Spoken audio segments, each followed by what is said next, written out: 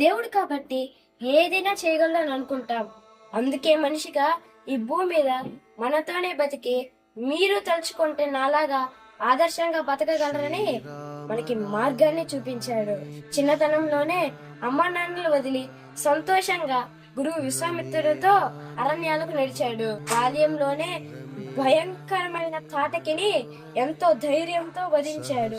రాజ్యం పాలించవలసిన సమయంలో తండ్రి మాటకు విలువిచ్చి అరణ్యాలకు వెళ్లిపోయాడు. తన భార్య సీతమ్మను రావణుడు అపహరించితే ఎంతో కుమిలిపోయాడు. సుగ్రీవుడి కన్నా వాలి అయితే సీతను వెతకడానికి చాలా సహాయపడతాడు అని తెలిసి కూడా ధర్మబద్ధుడైన సుగ్రీవుడితో స్నేహం చేశాడు.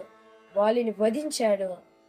రామరావణ యుద్ధంలో రావణ చేతిలో ఒళ్ళంతా గాయాలతో రక్తం నేలపై చిందించాడు. తల్లిదండ్రులకు గురువులకు తన తోటి అందరికీ ఎంతో కీర్తిని అందించాడు.